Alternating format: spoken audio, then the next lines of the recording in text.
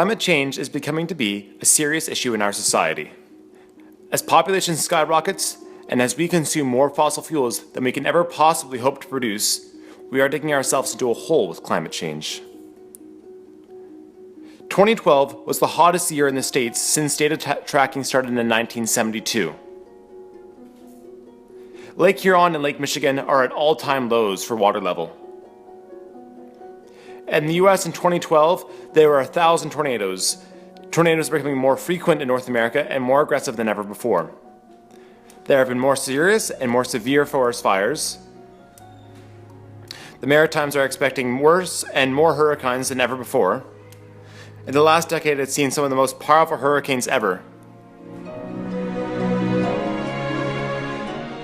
For more information on green power generation, we decided to interview Colin Pritchard from Bruce Power to get his perspective on green power and nuclear power. I'm the Alara section manager. I look after all the radiation protection planning and special permissions for access to certain areas. I also look after some of the environmental emissions from a radiological standpoint, but mostly it's worker safety. All right, and so as someone who works in nuclear power, how does nuclear power compare to other methods of power generation from an environmental standpoint?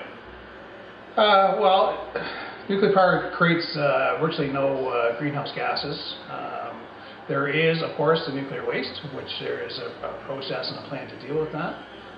But it's from a CO2 emissions context, it's very similar to hydropower, such as Niagara Falls, or wind power, or electrical power from solar panels. So all right. It's virtually emission-free. All right, and could there be any improvements to be made to make things a little bit more environmentally friendly, do you think?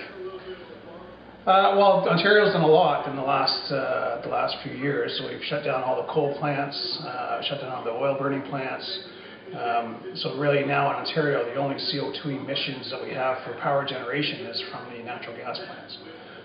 So there is a plan in place to rebuild many of the reactors in the province. So that should take us through, with nuclear power, right through into the 2060s and beyond.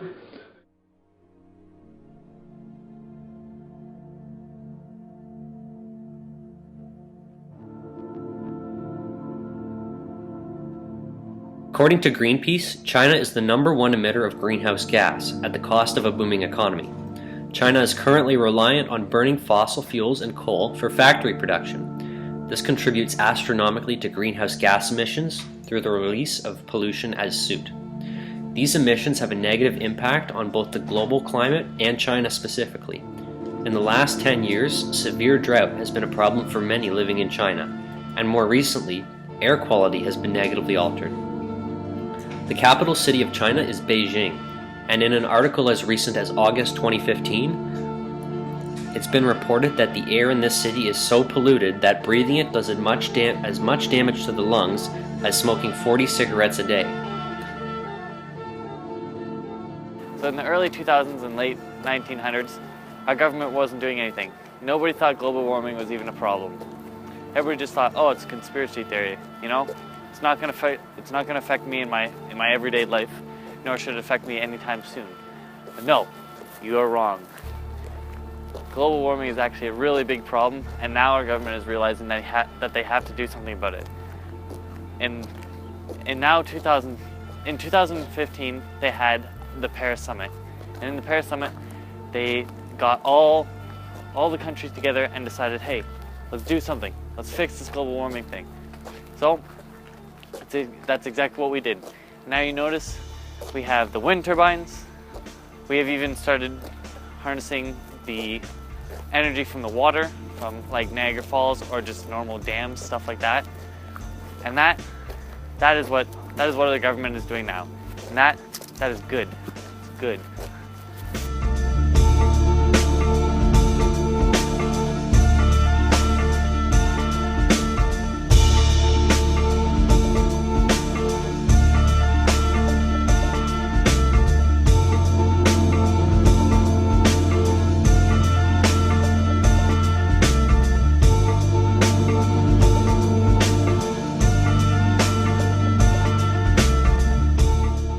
We've done a lot of damage to our Earth, but it's not too late.